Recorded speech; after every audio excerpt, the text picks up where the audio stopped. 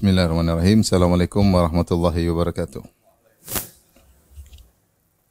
Alhamdulillahi ala ihsanihi wa syukru lahu ala taufiqihi wa amtinanihi. Asyhadu an la ilaha illallah wahdahu la syarika lahu ta'ziman li sya'nihi wa asyhadu anna Muhammadan abduhu wa rasuluhu ada ila ridwanihi. Allahumma salli alaihi wa ala alihi wa ashabihi wa ikhwanihi.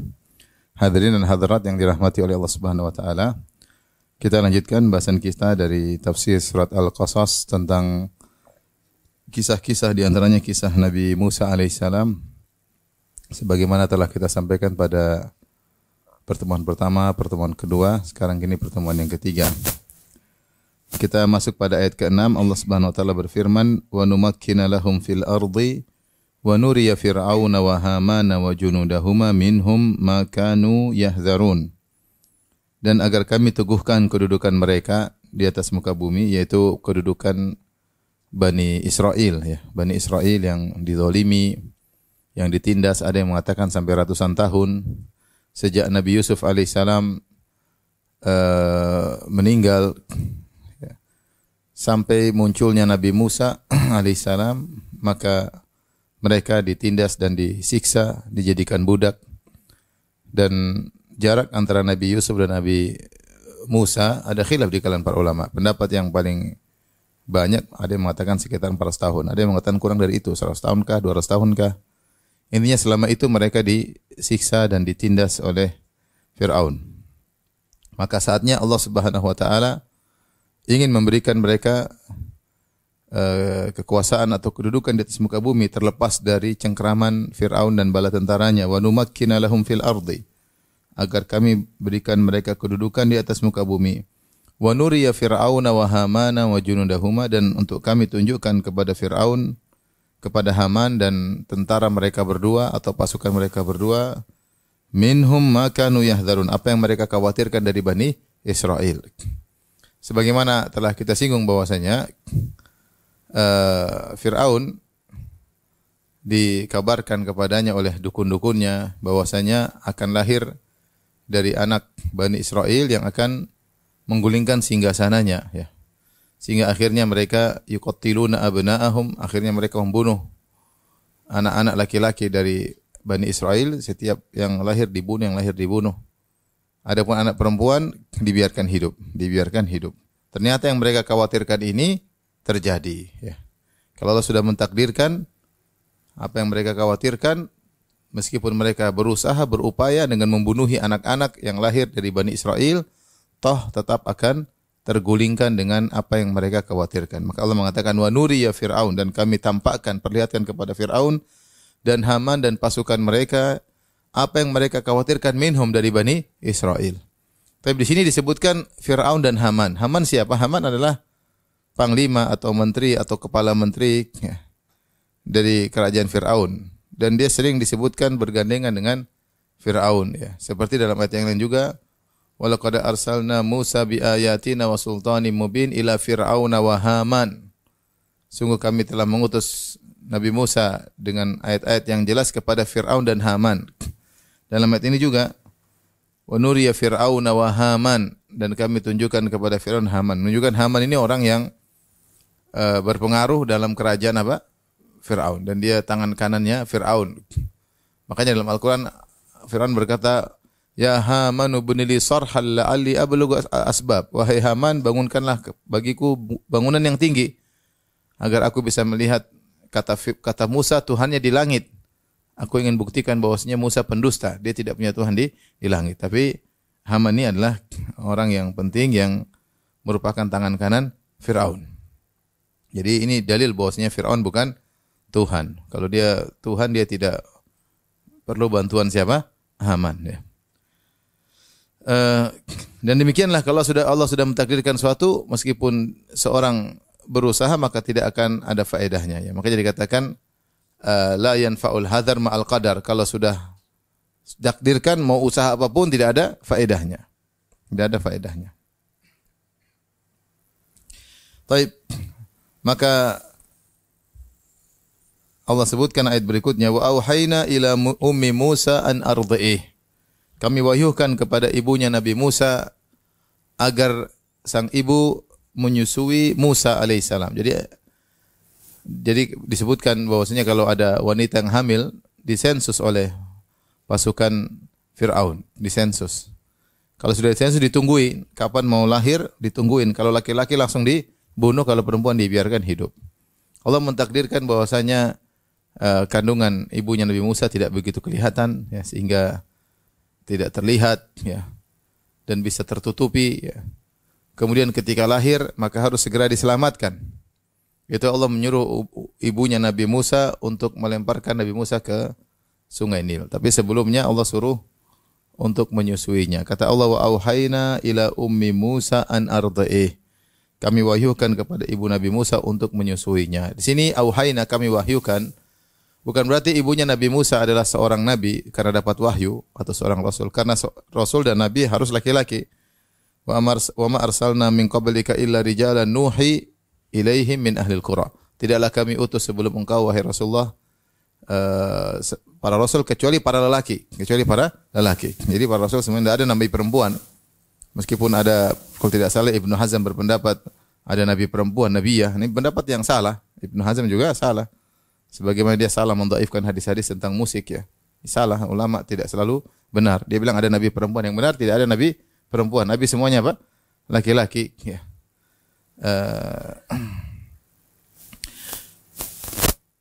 Kemudian adapun wahyu di sini ada beberapa kemungkinan ditafsirkan oleh para ulama. Pertama, bisa jadi wahyu tersebut Allah tunjukkan kepada ibunya melewat mimpi. Lewat apa? Mimpi. Jadi Allah lewat mimpi sehingga ibunya bermimpi mungkin berulang-ulang, ya, menjalankan perintah dari Allah Subhanahu wa taala. Ini pendapat. Pendapat lain mengatakan bahwasanya Allah memberi ilham kepada ibunya, diberi ilham, ya. Seperti Allah memberikan wahyu kepada ilan nakhli anittakhidhi minal jibali buyutan, ya. Wa auha rabbuka ilan nahli anittakhidhi minal jibali buyutan wa minasyajari wa mimma ya'rishun. Dalam surat An-Nahl Allah berkata, Rabbmu memberi wahyu kepada lebah untuk membuat rumah-rumah di gunung-gunung, sarang-sarang di gunung-gunung, di rumah-rumah dan tempat yang tinggi. Wa auha rabbuka, Rabbmu memberi wahyu, maksudnya memberi ilham kepada lebah. Paham, ya? Jadi Allah menggunakan lafal wa auha rabbuka ilan nahli, dan Allah memberi wahyu kepada lebah untuk membuat sarang di rumah-rumah, di gunung-gunung, di tempat-tempat yang tinggi, di bangunan yang tinggi. Di sini wahyu Allah kepada lebah maksudnya Allah memberi ilham kepada lebah sehingga mereka punya insting untuk bisa bikin apa? Bikin sarang. Jadi tidak berarti wahyu menjadikan yang diwahyukan menjadi seorang nabi. Ada yang mengatakan makna dari Allah memberi wahyu kepada ibunya Musa, maksudnya Allah kirim malaikat. Kemudian malaikat berbicara kepada ibunya Nabi Musa, begini. Sebagaimana Allah kirim malaikat kepada ibunya Isa, Maryam, ya.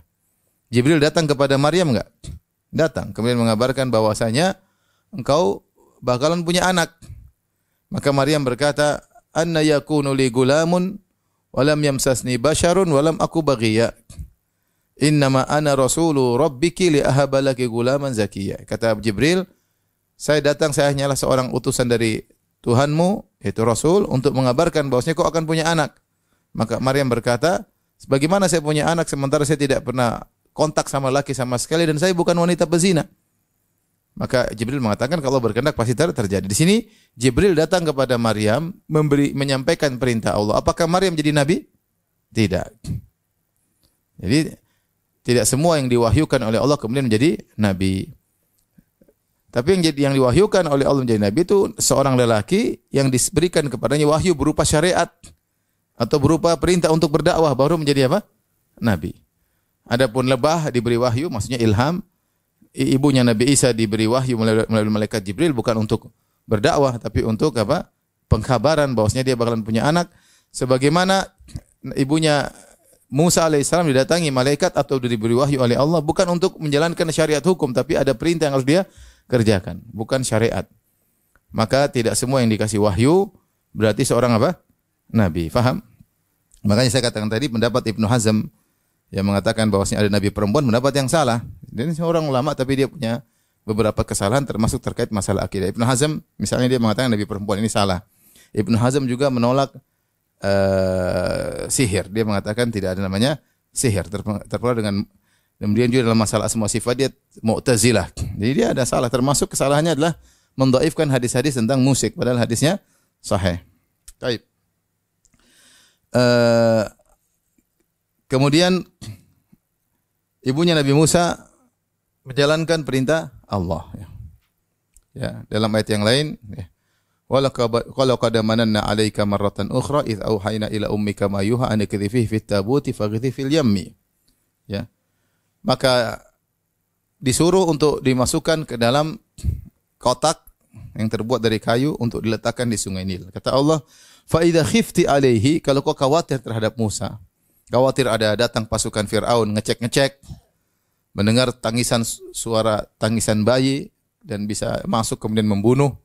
Ya, bahaya karena pasukan Firaun banyak, mereka mencari-cari anak-anak bayi karena mereka tugasnya membunuh anak bayi laki-laki. Fa idza khifti alaihi, kalau kau khawatir terhadap si kecilmu ini yaitu Musa alaihissalam, fa alqihi fil yammi, maka lemparkanlah dia dalam al-yam. Al-yam maksudnya Sungai Nil. Al-yam itu maksudnya air yang berlimpah ruah yang banyak, bisa maksudnya adalah laut, bisa maksudnya sungai yang sangat banyak airnya. Dan kita tahu Sungai Nil sebagaimana kita jelaskan pada pertemuan lalu adalah sungai terpanjang di dunia, sungai terpanjang di dunia sampai sekitar 3.000 kilometer, panjang sekali. 3.000 atau 6.000 kemarin? Pokoknya panjang berkilo-kilo. Fa alqihi fil yammi, maka dimasukkanlah ke dalam tabut kotak untuk dilemparkan di sungai. Wala takhafi wala tahzani, dan jangan khawatir dan jangan bersedih.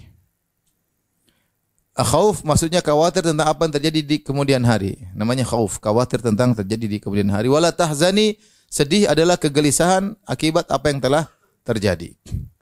Maksudnya Allah mengatakan lemparkanlah saja dalam Sungai Nil. Jangan kau khawatir apa yang terjadi dengan dia. Kalau terkena ombak Sungai Nil atau ada buaya di Sungai Nil, jangan khawatir. Karena kami akan menjaganya. Wala tahzani, dan jangan kau bersedih dengan berpisahnya engkau dengan anakmu. Tentu kita tahu tidak ada cinta kasih yang paling besar seperti cinta kasih seorang ibu terhadap anaknya. Ya. Apalagi melahirkan dengan sembunyi-sembunyi, dengan kekhawatiran, dengan ketakutan, kemudian setelah lahir harus berpisah dari sang anak yang sangat dia cintai. Ya. Makanya Allah menyuruh Musa disusui. Ada yang mengatakan dua sebab. Pertama, karena dia akan melalui perjalanan di Sungai Nil jauh, maka hendaknya disusui dulu supaya Musa si kecil bisa kenyang sebelum dilepaskan di Sungai Nil. Masya Allah, gimana hati seorang ibu ya. Disusuin dulu, sebentar ini berpisah. Yang kedua, nanti ada hikmahnya. Agar Musa alaihissalam sudah biasa mengetahui rasa susu dari ibunya. Aroma, mungkin keringat ibunya, susu ibunya, dia dekat. Sehingga nanti kalau disusui sama orang lain, dia nggak mau. Allah sudah rencanakan semuanya. Jadi jangan kau khawatir, lemparkan saja. Jangan khawatir apa yang terjadi dia di Sungai Nil. Serahkan kepada Allah, serahkan kepada aku yang akan mengurusnya. Dan jangan kau bersedih dengan berpisah dari sang anak. Kenapa kata Allah? Inna raduhu ilaiki. Tenanglah, kami akan kembalikan Musa kepadamu. Wa ja'iluhu minal mursalin, dan kami jadikan dia termasuk dari para rasul. Jadi Allah menenangkan Nabi Musa melalui ilham atau melalui perkataan malaikat kepada istrinya kepada ibunya Nabi Musa. Kau jangan sedih karena kami akan kembalikan. Allah tidak mengatakan kapan mengembalikannya. Yang jelas, inna radduh, kami akan mengembalikannya kepadamu. Bukan cuma itu, supaya ibunya tenang, Allah mengatakan wa ja'iluhu minal mursalin, dan kami akan jadikan dia sebagai seorang rasul. Artinya anak ini akan hidup. Akan besar dan akan berdakwah. Jadi jangan khawatir. Jangan khawatir. Akhirnya ibunya Nabi Musa tenang karena ada janji Allah Subhanahu wa taala. Maka setelah dia menyusui sang anak, dia letakkan di kotak dari kayu, kemudian dia lepaskan. Tentu berjalanlah kayu tersebut. Zahir ayat menunjukkan bahwasanya dia melakukannya di malam hari. Karena nanti Allah mengatakan asbaha fuadu ummi Musa fariqa. Ketika pagi hari ibunya menjadi pikirannya ke Musa terus. Berarti zahirnya dia melepaskan Musa di malam hari. Sebenarnya jadi Tidak lama Musa dilepaskan di malam hari, nanti siang sudah kembali. Dilepaskan di malam hari, tidak ada yang tahu, dilepaskan di rumahnya. Maka berjalanlah kotak tersebut menyusuri sungai Nil. Ternyata benar.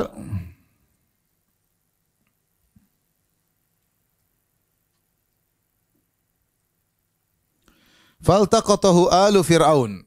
Ketika jalanlah sungai tabut tersebut, kotak tersebut, akhirnya menyusuri melewati kerajaan Fir'aun. Maka dilihat oleh keluarga Fir'aun. Alu Fir'aun sini bisa artinya keluarganya, bisa artinya tentaranya, ya. Karena al maksudnya pengikut. Bisa jadi istrinya Fir'aun, Asia bintu Muzahim. Diambillah Fir'aun atau pasukannya melihat ada tabut dari kejauhan, diambil.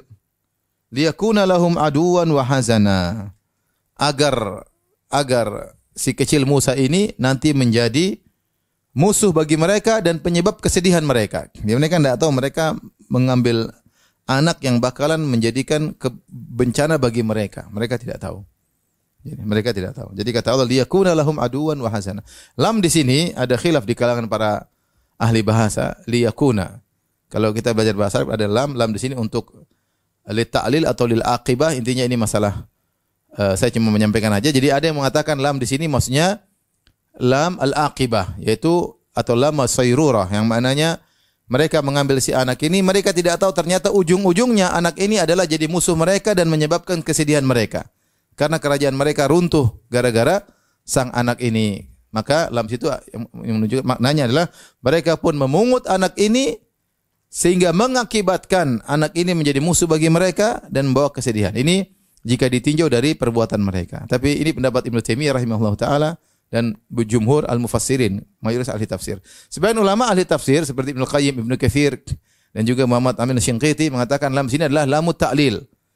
Sebab jadi ditinjau dari Allah. Allah sengaja membuat mereka memungut anak tersebut agar si kecil ini menjadi musuh bagi mereka. Jadi ditinjau dari ilmu Allah, maka ini adalah lam ta'lil. Mungkin sulit bagi bapak dan ibu, lewatin aja. Nah, kalau enggak paham skip ya. Intinya kalau kita mengikuti pendapat mayoritas ulama bahwasanya mereka mengambil, mereka enggak tahu akibatnya, dan itulah seperti perkataan seorang penyair, lidu lil maut wa bnu lil kharab. Lahirlah kau untuk menuju kematian dan bangunlah untuk menuju kepada kehancuran. Ya, karena seorang lahir dia tidak mau mati tapi akhirnya juga mati. Seorang membangun, dia tidak ingin bangunnya rusak, akhirnya juga suatu saat akan rusak. Ya. Sekarang banyak di antara kita melakukan suatu perbuatan dia enggak tahu ujungnya apa, ya. Yang tahu hanya siapa? Allah. Baik. Maka Allah berkata, "Inna Fir'auna wa Hamana wa junudahuma kanu khati'in." Sungguhnya Fir'aun dan Haman dan pasukan mereka berdua telah melakukan kesalahan besar. Mengutin si kecil itu salah besar. Ini anak yang dicari-cari, yang dikabarkan oleh para dukun bakalan menghancurkan kerajaan mereka, ternyata mereka pelihara sendiri. Ibarat memelihara anak singa, anak macan. Setelah besar, sang macan memakan sang pemelihara. Ini istilah kalau bahasa pepatah kita ya. Ya. Akhirnya mereka pungut tersebut, mereka bawa ke Fir'aun. Apa kata Allah? Wa qalat imra'atu fir'auna qurratu 'ainil li walak. Berkata istri Fir'aun, Asia bintu Muzahim, disebutkan oleh para ahli tafsir bahwasanya Asia ini sudah lama menikah dengan Fir'aun dan dia tidak punya anak. Dia tidak punya anak, maka dia rindu ingin punya anak. Kebetulan ada kotak, ada anak dibuang, luqatah, laqit, anak dibuang. Nah, ini kesempatan untuk dijadikan sebagai anak angkat. Begitu dia buka, langsung senang lihat Musa. Musa ini dari Bani Israel, warna kulitnya beda dengan suku Kipti. Bani Israel itu warnanya agak kecoklat. Suku Kipti atau Egypt itu warnanya putih, kulit mereka apa? Putih. Sehingga kalau dibuka kotak ini pasti anak dari Bani Israel yang dibuang. Tapi Allah sudah siapkan, Allah mengatakan dalam surat Thaha, wa alqaitu 'alaika mahabbatan minni. Aku lemparkan kepada engkau rasa cinta dariku. Kata para ahli tafsir, yaitu Allah menjadikan siapapun lihat Musa senang, lihat bayi ini pasti senang, enggak ada yang enggak suka. Sampai sekarang kalau kita dengar cerita Nabi Musa, kita terpesona, subhanallah, Musa begini. Siapapun enggak ada yang benci sama Nabi Musa alaihi salam. Mau Yahudi, mau Nasara, apa namanya? Siapapun suka dengan Nabi Musa. Ceritanya sangat menarik Nabi Musa ini alaihissalam. Sejak kecil orang lihat pasti apa? Suka. Orang dengar ceritanya pasti kagum. Nabi Musa ini luar biasa. Wa alqaitu 'alaika mahabbatan minni, dalam surat Thaha kami lemparkan rasa cinta dari kami. Sehingga ketika Asia melihat langsung tertarik. Ya. Tertarik. Firaun juga lihat. Nah, Firaun juga ini Bani Israel ini bunuh. Firaun lihat karena lihat kulitnya apa? Coklat. Sementara dia sudah kirim anak buah untuk bunuh bayi-bayi Bani Israel. Ini kok ada bayi ke sini? Firaun ingin bunuh. Maka istrinya Asia binti Musa yang berkata, la taqtuluhu, jangan kau bunuh. Jangan kau bunuh dia. Dan Firaun juga tertarik sebenarnya. Yang tertarik karena Allah membuat, tapi karena dia sudah punya pemikiran harus bunuh anak Bani Israel, meskipun begitu lihat Musa dia tertarik. Dia sayang sama anak ini. Tapi dia sudah punya peraturan semua anak Bani Israel harus dibunuh. Maka dia ingin bunuh, kata istrinya, la taqtuluhu, jangan kau bunuh dia. Asa an yanfa'ana, siapa tahu dia bermanfaat bagi kita di kemudian hari. Au nattakhidahu walada, atau kita jadikan dia sebagai anak angkat. Wahum la yash'urun, dan mereka tidak sadar bahwa si anak ini akan menggulingkan apa? Singgasangan mereka. Dan benar perkataan Asia binti Muzaim bermanfaat. Apa yang dia ucapkan bermanfaat bagi dia. Ternyata kemudian dia beriman kepada Musa. Ternyata Musa sebab dia masuk surga. Dia mengatakan asa ayam fa'ana, siapa tahu bermanfaat. Au nattakhidahu walada. Benar akhirnya Musa jadi anak angkat, disebut Musa bin Fir'aun. Dan akhirnya si Asia binti Muzaim masuk surga karena dia beriman kepada Nabi Musa. Sebagaimana Allah sebut dalam akhir surat Tahrim.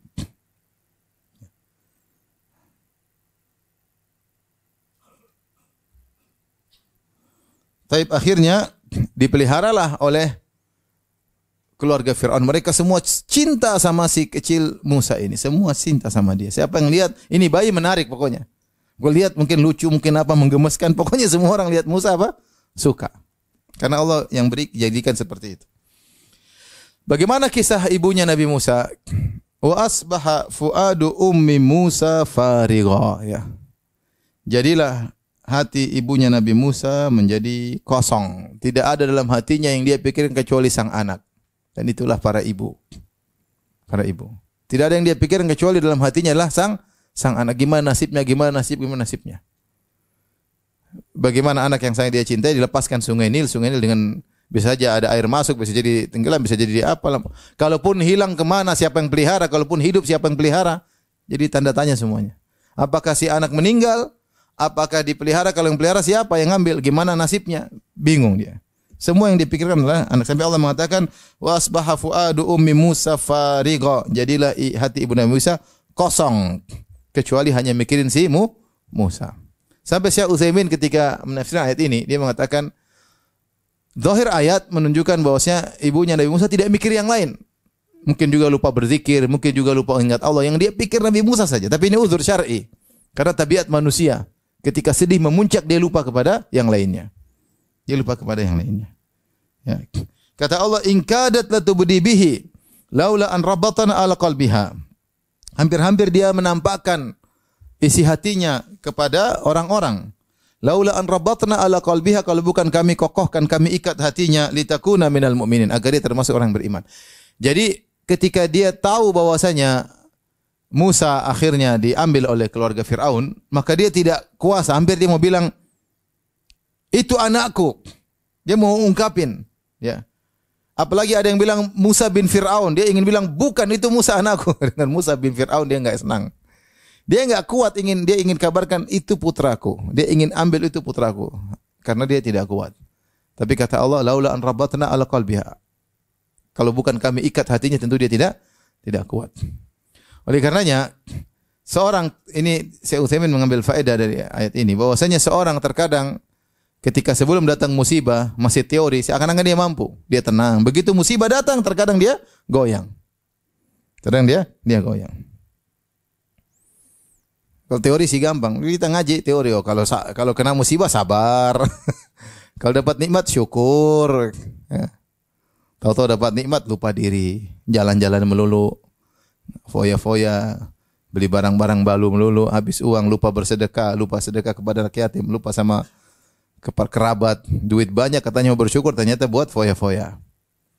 Terkena musibah, katanya kalau kena musibah sabar, ternyata ngamuk-ngamuk, lempar sana, lempar sini, tidak kuat. Manusia. Ya. Makanya ibunya Nabi Musa ketika belum berpisah dari Musa dia kuat. Begitu Nabi Musa diambil oleh keluarga Firaun dia goyang. Ingkadat latubdi bihi, hampir-hampir dia mengungkapkan. Dan kalau dia mengungkapkan selesai cerita. Kalau dia bilang itu anak saya, selesai cerita. Nabi Musa selesai cerita, tidak ada surat Al-Qasas cerita. Musa dibunuh selesai. Tapi kata Allah, walaula an rabatna ala qalbiha. Kalau bukan kami kokohkan apa? Hatinya. Maka kita harus tahu bahwasanya yang bisa bikin kita sabar itu adalah Allah Subhanahu wa taala. Kata Allah, wasbir wa ma sabruka illa billah. Perhatikan ini. Wasbir, bersabarlah dan tidaklah kau bersabar kecuali dengan izin Allah Subhanahu wa taala. Jangan pede, jangan bilang saya sudah belajar tauhid, saya kuat, saya sudah diuji dengan berbagai macam ujian, saya kuat. Enggak, yang bisa bikin kita sabar pada ujian pertama, ujian kedua dan seterusnya, siapa yang bisa bikin sabar? Allah Subhanahu wa taala. Kalau enggak kuat. Kalau enggak kuat. Kita bisa ngamuk, kita bisa mencak-mencak, kita bisa lempar-lempar, kita bisa pecahin ini, pecahin anu, kita bisa cari-cari kesalahan kepada orang sekitar kita. Gara-gara kamu sih, begitu terus. Dan menunjukkan kita enggak sabar. Laula an rabatna ala qalbiha, kalau bukanlah kami ikat hatinya, litakuna minal mu'min, agar dia beriman bahwasanya janji Allah itu benar, sabar. Allah ikat hatinya. Kalau enggak dia segera mengungkapkan. Kalau dia ungkapkan, selesai cerita.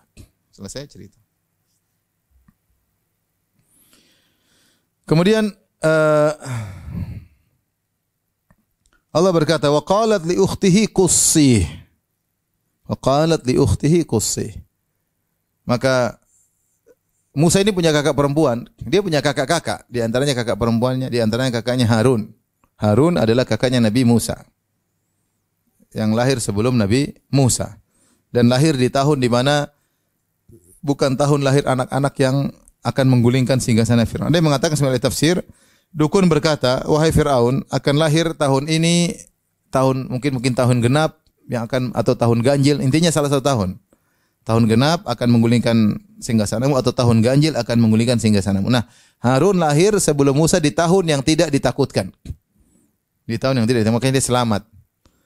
Kemudian Musa punya kakak perempuan, maka ibunya berkata kepada kakaknya Nabi Musa, wa qalat li ukhtihi, maka ibunya berkata kepada saudarinya Nabi Musa, qussi, ikutilah bagaimana kondisi adikmu, kemana sekarang, bagaimana kondisinya. Maka cerdas ini kakaknya Nabi Musa, dia berjalan ngikutin bagaimana si adik.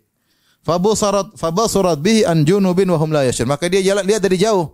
Orang lagi sibuk ngurusin Musa, dia lihat tapi dia tidak datang, dia dari jauh, hanya lihat dari jauh. Karena kalau dia dekat-dekat nanti kamu siapa? Ketahuan.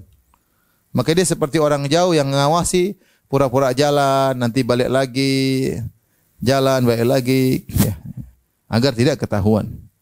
Lihat situasi dan kondisi. Wahum la yash'urun, dan mereka tidak tahu bahwasanya itu adalah kakaknya Nabi Musa.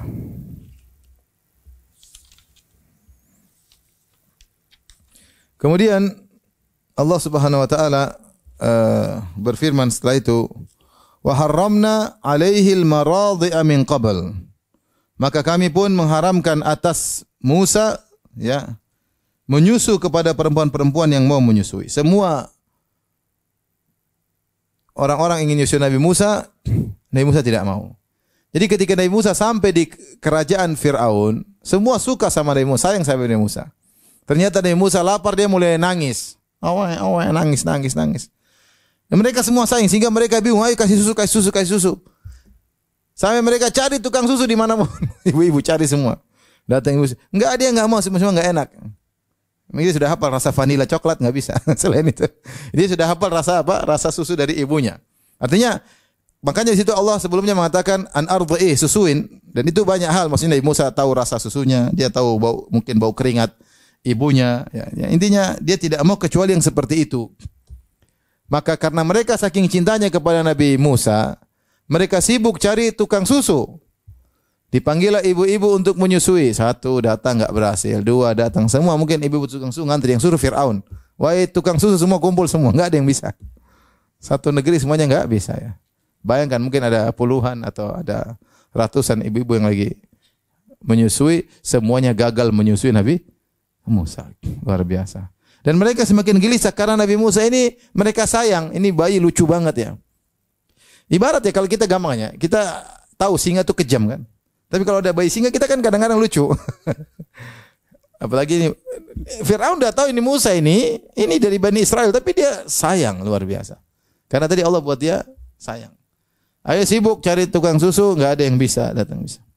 Sampai akhirnya mereka sudah bingung, tidak bisa menyusui. Ini di pagi hari. Di pagi hari. Maka akhirnya datanglah kakaknya Nabi Musa tadi yang disuruh untuk menyusuri, melihat-lihat kabar Nabi Musa. Faqalat hal adullukum ala ahli baitin yakfulunahu lakum wa hum lahu nasihun. Dia datang lapor, maukah aku tunjukkan kepada kalian suatu keluarga yang akan mengurusi si kecilmu itu, si kecil kalian itu. Wa hum lahu nasihun, dan mereka akan berperilaku baik kepadanya. Nasih, an-nasih dari nushu. An-nushu itu tulus, kalau bahasa kita tulus. Berusaha melakukan yang terbaik. Ya. Seorang dikatakan nasih, seperti para anbiya mengatakan, wa ansahu lakum. Sungguhnya aku adalah pemberi nasihat kepada kalian, maksudnya aku ingin tulus, ingin yang terbaik bagi kalian. Nabi Nuh berkata, wa ana lakum nasihun amin. Aku adalah pemberi nasihat kepada kalian yang terpercaya. Ya. Dan Nabi Muhammad dikatakan wa nasahtal ummah. Para sahabat mengatakan wa nasahtal ummah, kau telah memberi nasihat kepada umat, yaitu kau telah berusaha melakukan yang terbaik bagi umat ini.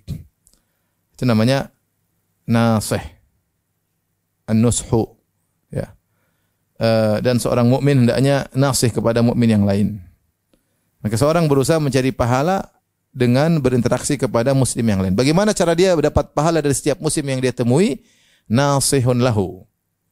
Jadi ada Rasulullah pernah mengatakan kepada sahabat, wa yansah likulli muslim, agar kalian nasih kepada setiap muslim yang kalian temui. Maksudnya apa? Berbuat yang terbaik bagi setiap muslim yang kalian temui. Dengan demikian kalian akan dapat pahala dalam segala interaksi. Kita kalau bisa menjalankan wasiat Nabi ini kepada para sahabat. Kita ketemu orang, ketemu siapapun, penjual, kita berusaha yang terbaik sama dia.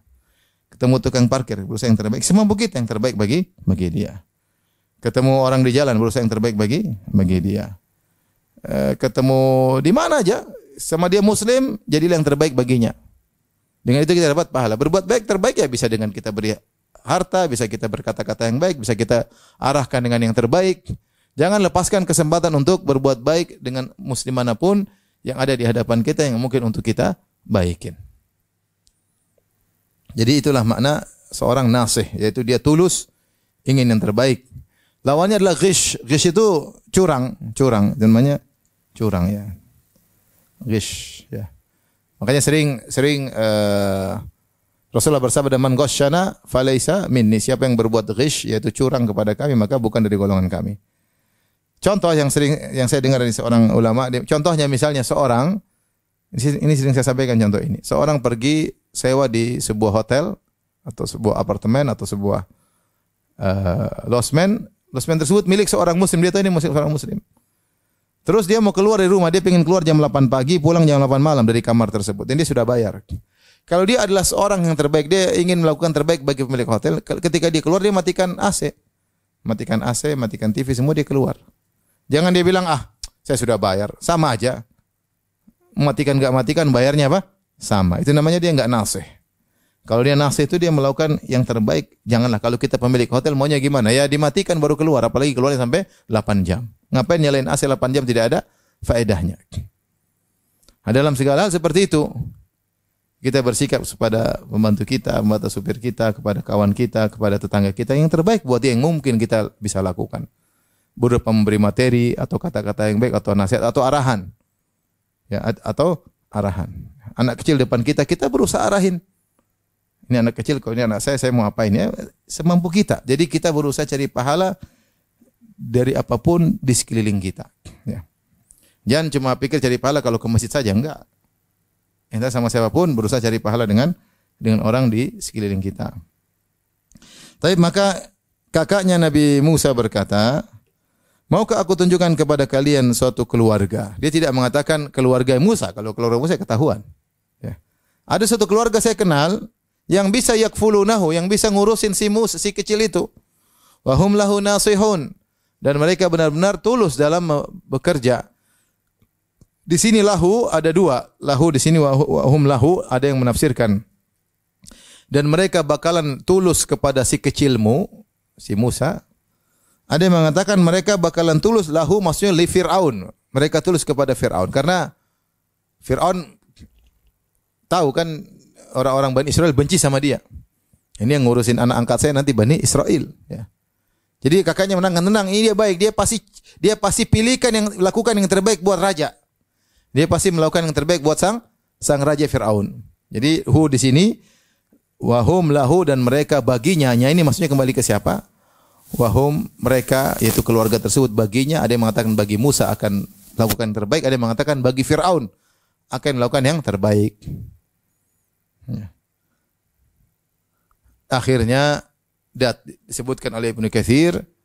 Akhirnya mereka pun datang membawa si kecil Musa ke rumahnya ibunya. Ke rumah ibunya dibawa. Disusuin ternyata mau, subhanallah. Cocok. Pas rasanya. Vanila rasa coklat kalau sebagian anak-anak. Pas rasanya. Pegangannya mantap, mungkin bau keringatnya sama, pas. Ini yang dicari-cari Nabi Musa. Kata Allah, faradadnahu ila ummihi. Kami kembalikan dia kepada ibunya. Kai taqarra ainuha wa la tahzan.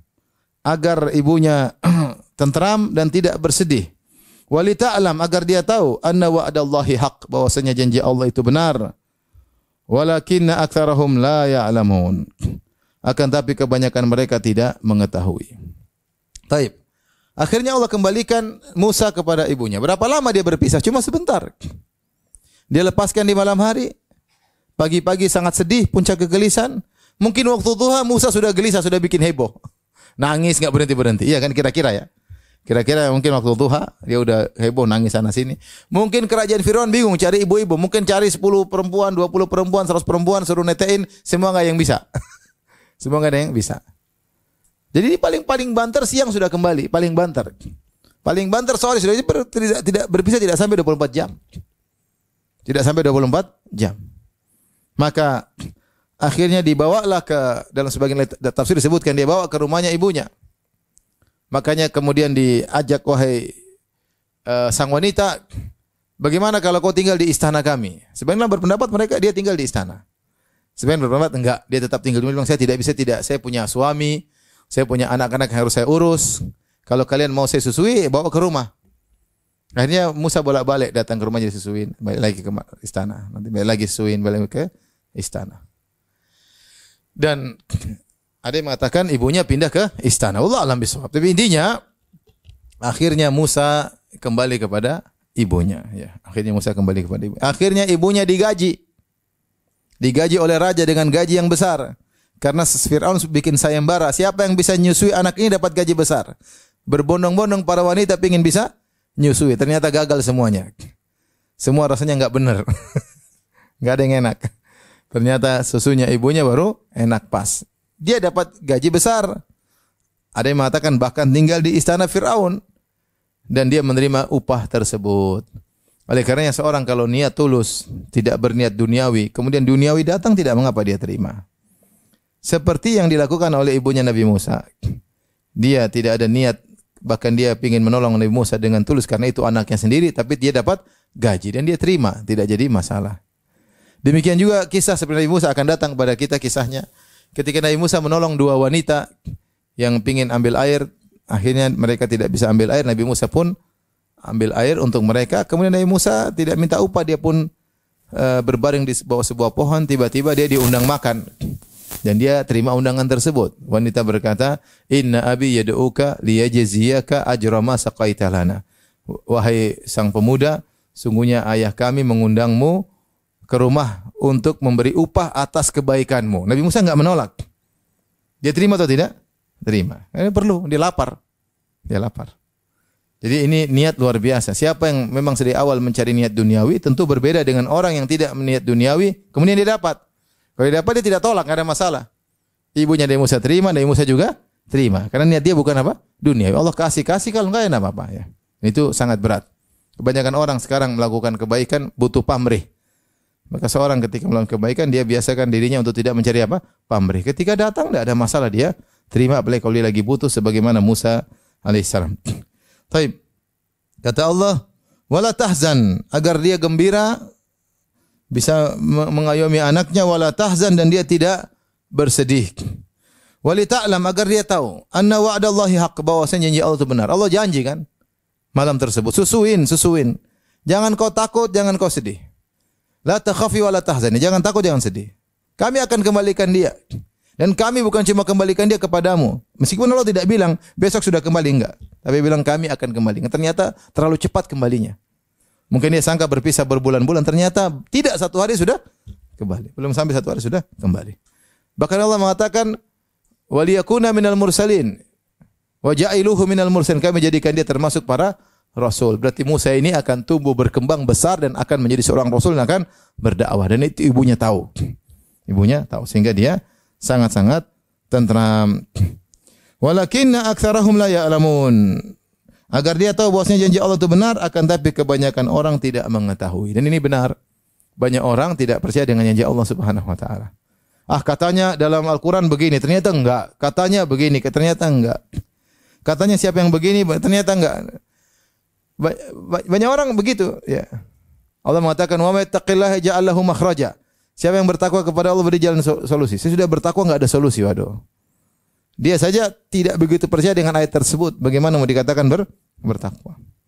Takwanya mungkin Allah pengen dia takwa sampai level tertentu, ternyata dia belum sampai, dia sudah mutung. Gimana mau dikasih pertolongan? Dan sudah banyak bukti orang-orang ketika benar-benar pasrah kepada Allah, tahu dia tidak bisa berbuat apa-apa, la haula wala quwata illa bik, tidak ada daya tidak upaya kecuali engkau, maka Allah kasih apa? Pertolongan. Di saat-saat dia sudah pupus semua harapan, ya, baru Allah kasih pertolongan. Ketika itu dia sudah mencapai level takwa yang Allah kehendaki. Kalau belum, Allah kasih ujian terus. Ya, maka seorang percaya dengan janji Allah Subhanahu wa taala. Dan di antara hikmah Allah Subhanahu wa taala, di antara kasih sayang Allah kepada hamba-hambanya, Allah memberikan ujian setahap demi setahap. Maka ketika kita dapat ujian satu, kita bisa lewati, alhamdulillah. Berarti kan buktinya ada, janji Allah benar. Sabar, ada solusi. Allah kasih ujian kedua, kita enggak tahu apa yang maksud Allah, tapi jalani aja. Ternyata ada solusi. Ujian ketiga, kita juga bingung maksud Allah apa, kita enggak terbuka, enggak ngerti. Nanti setelah itu Allah buka, mungkin 2 tahun kemudian, 5 tahun kemudian Allah buka. Oh iya benar. Kita ingin ingat lagi, kita pasang puzzle. Oh iya benar. Ternyata ada hikmah di balik itu. Nah, apa yang tidak bisa kita pahami, kita logikakan. Saya bingung kenapa Allah bikin saya begini. Pasti ada sesuatu. Meskipun sampai mati kita enggak tahu, yakinlah di balik itu ada kebaikan. Sebagaimana musibah pertama, kedua, ketiga, keempat, kelima, ke-10 sudah kita lewati dan kita tahu hikmahnya. Taruhlah ada 100 musibah di ke depan yang kita enggak tahu hikmahnya, cukup kita menganalogikan. Bahwasanya yang tidak tahu hikmahnya ini pasti ada hikmahnya di balik ini semua. Terkadang kita ketahui di dunia, terkadang kita baru tahu tatkala di akhirat. Makanya Nabi SAW bersabda, yawaddu ahlul afiyah hina yu'ta ahlul bala as-sawab law kanat juluduhum kurridat fid dunya bil maqarid. Ketika di hari kiamat kelak, orang-orang dunia hidupnya nyaman, kaya raya, nyaman, santai, tidak ada musibah banyak. Masuk surga juga, masuk surga. Tapi hidup nyaman, ya. Di dunia kaya raya, mati masuk apa? Surga.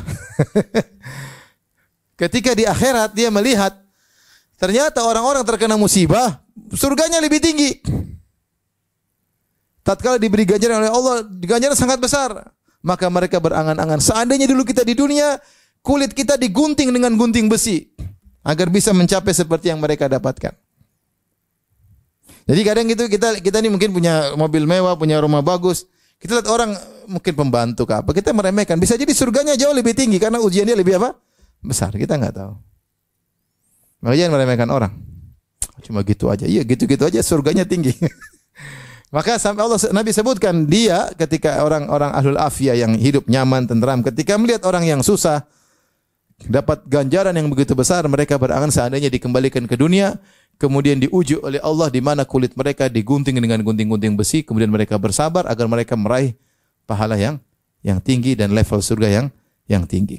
Maka ingin saya sampaikan, apapun ujian menimpa kita, kita terima. Kita terima. Kalau tidak bisa kita pahami, kita analogikan dengan yang pernah lalu-lalu. Betapa di antara kasih sayang Allah, Allah membuka sebagian hikmah-hikmah Allah Subhanahu wa taala. Kita sadar bahwasanya di balik musibah tersebut pasti ada kebaikan. Pasti ada kebaikan.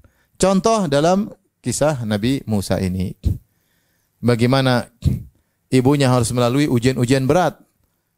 Si Musa dia harus sembunyi ketika mengandung dengan penuh ketakutan senantiasa. Kemudian meletakkan si kecil Musa dalam kotak kayu, dilepaskan di sungai Nil yang tidak tahu apa yang terjadi pada anaknya. Tapi semua perintah Allah ini syariat. Datang wahyu menyuruh dia melakukan demikian. Maka dia lakukan, ternyata ujungnya apa? Indah. Ujungnya indah. Maka faedah bagi kita dalam menghadapi segala sesuatu, pertama kita sabar. Yang kedua prosedural. Ikut prosedur Allah. Allah bilang apa, kerjakan aja. Setelah itu serahkan kepada Allah. Kalau kita sudah prosedural, sudah serahkan pada Allah, pasti hasilnya baik. Pasti, nggak mungkin nggak baik. Meskipun kelihatannya buruk, ingatlah di balik itu pasti apa? Pasti kebaikan. Entah kita sadar di kemudian hari atau tidak, tapi pasti kebaikan. Namun kata Allah tadi, walita'lama anna wa'dallahi haq. Agar ibunya Musa tahu bahwasanya janji Allah itu benar. Walakinna aktsarahum la ya'lamun. Namun kebanyakan orang tidak mengetahui hal tersebut. Kebanyakan orang mengingkari janji Allah. Kebanyakan orang meragukan janji Allah. Hanya segelintir orang-orang yang yakin dengan janji Allah dan mereka sudah membuktikan dalam kehidupan mereka bahwasanya janji Allah pasti benar, pasti benar.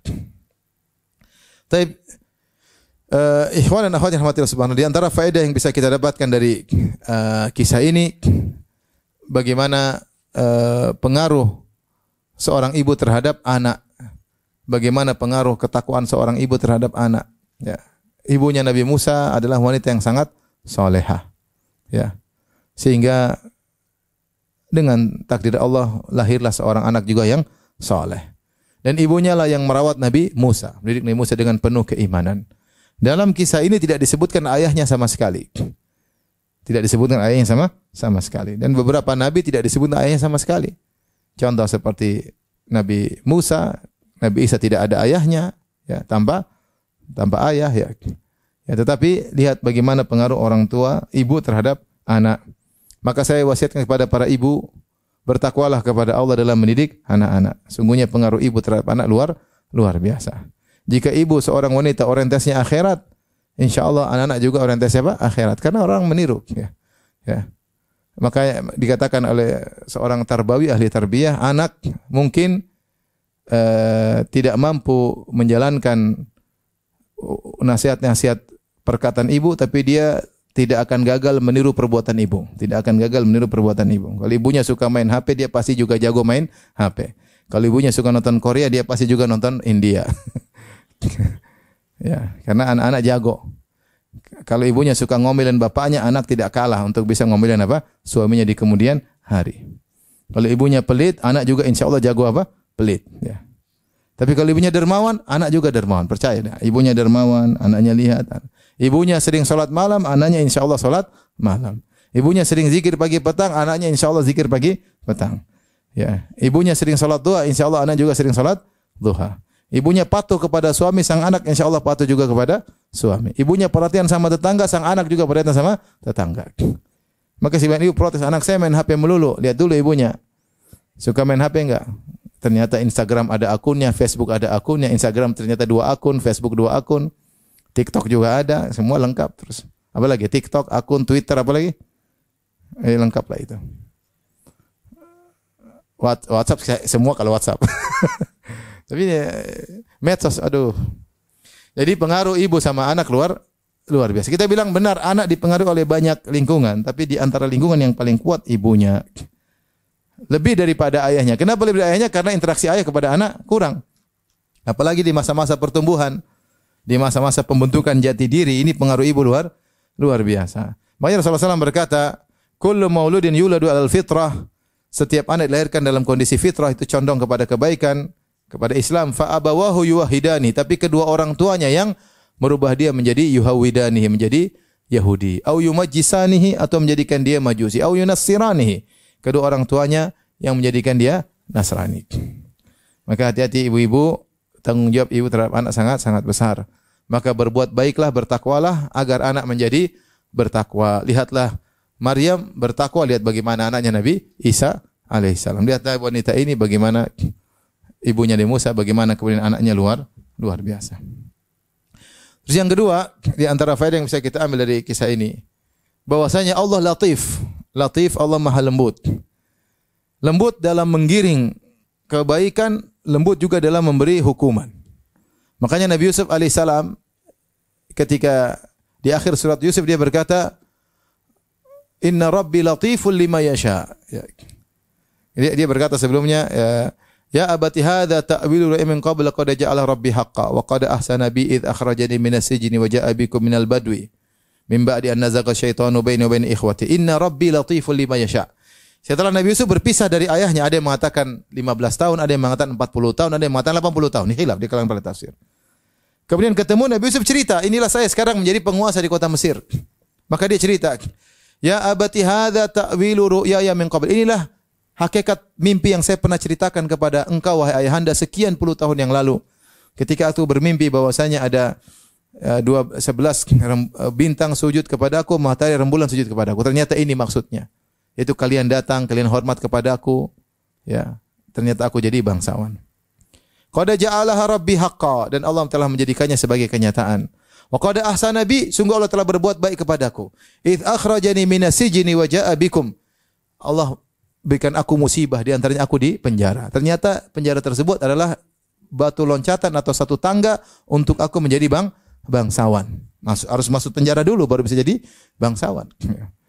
Kemudian juga apa? Subhanallah, dulu kami bertengkar aku dengan kakak-kakakku sebagaimana engkau ketahui ayah. Wa ja'a bikum minal badwi, Allah datangkan kalian dari desa ke kota Mesir, mim ba'di an nazagha syaitanu baini wa baini, setelah syaitan mengadu domba antara aku dengan kakak-kakakku. Kemudian Nabi Yusuf berkata di akhir ayat, Inna Rabbi latiful lima yasha. Sungguhnya Allah kalau ingin sesuatu dia bawa dengan penuh kelembutan. Tanpa ada yang sadar. Yusuf enggak sadar dia bakalan jadi apa? Bangsawan. Ternyata dia dimusuhi oleh kakak-kakaknya, dilemparkan dalam sumur dengan dibuka bajunya, dijual jadi seorang budak, bekerja jadi budak di rumah seorang penguasa, kemudian dirayu oleh seorang wanita, kemudian dia tidak mau, akhirnya dipenjara. Ternyata ini semua rangkaian untuk menuju kepada keindahan. Ini seorang bangsa. Dan itu sangat lembut, bertahun-tahun. Ada yang bilang 15 tahun, ada yang bilang 40 tahun, 80, tapi ujungnya happy ending. Maka Yusuf mengatakan latif, sangat lembut. Latif itu maknanya dua, bisa artinya Allah Maha mengetahui segala yang pelik-pelik, yang detail-detail. Bisa jadi Allah menggiring kepada kebaikan dengan cara Allah yang sangat lembut sampai sang hamba tidak menyadarinya, saking lembutnya. Tugas kita cuma husnuzan. Demikian juga Allah latif. Gimana lihat Allah menghabisi Fir'aun dengan cara yang sangat halus. Dia sudah berupaya membunuh anak-anak Bani Israel yang lahir. Tapi ternyata anak yang dia takutkan tadi ternyata dia yang pelihara sendiri. Dikasih makanan, Musa jadi kuat. Makan mungkin Bani Israel yang kurus-kurus, krempeng-krempeng. Musa tinggal di istana. Orang kenal dia Musa bin Fir'aun. Makannya mungkin daging, makanya kuat sekali. Sekali tonjok orang mati. Siapa? Nabi Musa alaihissalam. Kenapa? Tinggal di rumah raja. Ternyata dia yang menggulingkan apa? Kerajaan Fir'aun. Sangat halus-halus Fir'aun tidak menduga sama sekali hal tersebut. Ternyata kehancurannya dari anak yang dia pelihara. Kehancurannya dari anak yang dia pelihara. Makanya ini menunjukkan bagaimana kekuasaan Allah dan bagaimana Allah latif. Maka maksud saya, ikhwan dan akhwat, Allah di antara namanya latif. Tugas kita berbuat kebaikan. Kita enggak tahu Allah ingin kita di ujung seperti apa. Pokoknya kerjakan kebaikan satu demi satu. Kerjakan aja prosedural. InsyaAllah happy ending. Dan hati-hati, jangan sekali-sekali kita sengaja berbuat zalim, menzalimi orang. Kita enggak tahu ending kita bagaimana. Karena Allah ketika ingin menghukum seorang sangat halus. Sedikit-sedikit. Dia tidak sadar. Dia pikir itu hanya sekedar normal, natural. Bukan natural. Ternyata memang Allah apa? Giring. Dia kemudian di ujungnya dia menderita. Dia tidak sadar. Dia tidak sadar. Itu adalah dampak dari perbuatannya yang lalu. Mungkin 20 tahun lalu. Mungkin 30 tahun lalu. Dan itu sebagian kita lihat. Sebagian kita lihat ya. Ada seorang misalnya dia suka suka menjelek-jelekan orang, kemudian suka bahkan menjelekkan gurunya, itu dulu 20 tahun lalu. 20 tahun kemudian kebalikan, murid-muridnya suka menjelek-jelekan apa? Dia. Jelek-jelekan dia. Ada juga kasus baru-baru saya baca. Al-jaza' misal amal, bahasa perbuatan. Ada seorang dia pernah menghukum, dia tidak suka dengan dia waktu jadi hakim di suatu negara, dia ingin menghukum suatu sekelompok dengan orang tersebut diterbangkan di atas pesawat kemudian dilemparkan dari pesawat sampai mati. Jadi cara hukumnya mati. Sekarang dia mati, naik pesawat, pesawatnya jatuh mati. Ya. Jadi hati-hati, Allah latif. Jangan kita merasa aman dengan rencana Allah Subhanahu wa taala. Firaun dia merasa aman, dia merasa sudah lakukan semua, tidak ada yang selamat. Ternyata bayi yang dia khawatirkan justru dia yang pelihara untuk menggulingkan apa? Singgasananya. Betapa banyak orang seperti itu, kecuali Allah, dia mendapat rahmat Allah kemudian dia sadar dan dia bertobat kepada Allah. Jika tidak, cepat atau lambat dia akan terkena dampak akibatnya meskipun walau ba'dahin, meskipun nanti. Karena Allah latif. Lihatlah apa yang Allah lakukan kepada Nabi Musa dengan kebaikan, dengan cara yang sangat halus, dan apa yang Allah lakukan kepada Fir'aun dengan cara yang halus. Makanya setelah terjadi kejadian-kejadian, Fir'aun tidak merasa ini bayi bakalan menggulingkan dia jalani terus saja, dia pikir natural. Padahal kan dia sudah tahu ada Bani Israel yang akan menggulingkan dia. Dia tidak merasa itu. Sampai penghujung mati dia tidak merasa itu. Sehingga dia berusaha ini, dia santai-santai aja. Seandainya harusnya dia ingat kan, kan dulu pernah bilang ada anak Bani Israel akan menggulingkan. Harusnya dia ingat, jadi dia lupa. Saking naturalnya Allah bawa tersebut. Allah alam, besok ini saja saya sampaikan. InsyaAllah kita lanjutkan pada pertemuan berikutnya, masuk pada ayat yang ke-14 insyaAllah ta'ala.